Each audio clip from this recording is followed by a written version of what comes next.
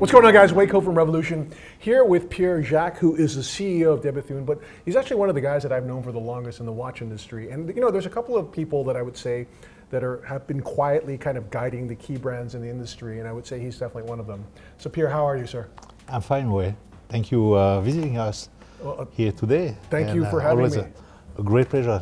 As you told, yes, we know each other since so long time. I think it's like if I always know you.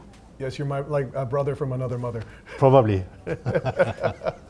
So Pierre, I want to talk a little bit about your career before we get to the kind of Grand Complication, right? So you joined Bethune in 2011, right? And in that same year, you guys won the GPHG Aiguille d'Or for the DB28, correct? Yes. Okay. So I think what was really important about how you have shaped the vision of Bethune over these 14 years is that previous to you joining, Bethune was one of the most incredible brands in terms of the world's lightest tourbillon that was just vibrating at 5 hertz, rotating at 30 seconds, but it was almost too much. People were almost a bit confused by how crazily accomplished Bethune was. And I know one of your missions was to make it clearer to the customer. How was the DB28 part of this philosophy? So the DB28 is really the beginning of the rationalization of the Bethune, but it was a concentrate of already everything that the Bethune developed during this first decade, almost from 2002 to 2011. As you told, they were so innovative, so creative, that the DB28 arrived at the right time to calm a little bit the game. I like how you always explain it to me. I remember when I came to see you in 2011, you said, Bethune has created so much, but it was really important that we had a watch that became really an icon, that was in some ways like the greatest hits of Bethune. Now, at the same time, there was also the kind of more classic dimension of Bethune as well, expressed by the DB25. So tell me what the DB25 is to you. So DB25 also, because you really need to speak also to a wider public. You have some people, they like a very avant-garde and modern things, and you have people more quiet. And in the DB25, it's allow also to a certain of our collector to appreciate great refined watchmaking, that to keep also this category of people. So we was dividing in the collection in 2 main lines. The DB25, that's more classical, more quiet, very elegant. That's really cool. So as a collector, basically in order to fully understand the brand, you would actually need to own a DB28 for the avant-garde side of the watchmaking, and then a DB25 for the classical side of the watchmaking, until today. Until today. Because you have now just launched a double-sided watch that is taking both of these different identities and uniting it into one entity. Tell us about the kind of Grand Complication. This watch is really the synthesis of all the work that Denis achieved during our 22 years journey. So you have one side, or the first side of the watch, is of course the more classical one, with a beautiful constellation, is a perpetual calendar, 3D moon phase complication.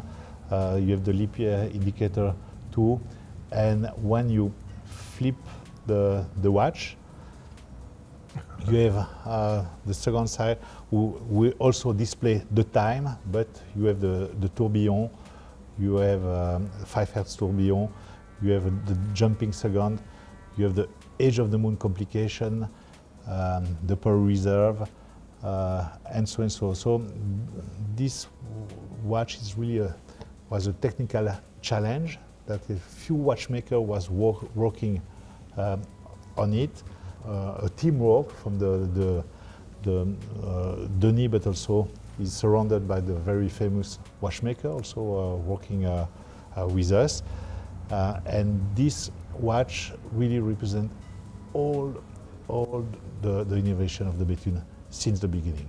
There is inside we have 751 components for the watch, so it looks very clear, simple, but believe me that this really a masterpiece is, and probably the most beautiful pieces that we did till today.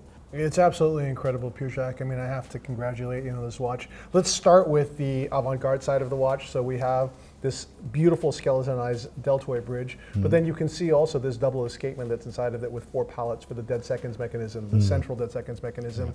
Then underneath it, there's this beautiful thin bridge, and then under that bridge, you see the world's lightest tourbillon, 0.18 grams, vibrating at 5 hertz, rotating twice in 1 minute or every 30 seconds. But you know what's incredible also is you sometimes forget that Denis and de Bethune are such innovators also in terms of finishing. And when you look at the level of finishing on titanium here, the mirror polishing at angles, even on concave surfaces, it is absolutely stunning to behold. And then I love the fact that this is such an intuitive system for flipping the case. And when the crown is now at 6 o'clock, you've got the classic side of the watch. But look at that, because that dial also is heat-treated mirror polished titanium to create this stunning blue sky. You've got a Milky Way here that's each piece is applied by hand. Every star from there is applied by hand, which is absolutely nuts. And then you have your legendary perpetual calendar with the 3-dimensional spherical moon phase indicator made of 2 sides, one of flame blued steel and the other side of palladium. Also mirror polished to perfection. Incredible to me also that the watch is so wearable. I think it's just 43.3 in terms of diameter, but that also incorporates these floating lugs as well, which make it so easy to wear. And in terms of thickness, it's just over 13 mm in terms of thickness. I think it's like 13.2, right? And I put it on my wrist, and it's just like, dude, it's so effortless to wear. And I think that's so important as well, because there's a lot of companies that make Grand Comps, but a lot of them are very, very challenging to wear, you know? And this is like something you could put on, and it's almost effortless to wear. How important is that to you? As Denis said, a watch should not be an object of torture. Right. So it has to be something very comfortable, ergonomic, and aesthetic. I know you're going to make just 5 a year, and probably that's going to be a struggle because it's so challenging to make with 751 components. But what is the price of the watch? The price is 400,000 Swiss francs. Okay. I think it's a very fair price if you consider the amount of work and just an amazing timepieces. Well, it's stunning to behold. I want to thank you so much for sharing this with me. And Pierre, always a pleasure, brother. Thank you. Wei. Take Thank you care. very much. Cheers.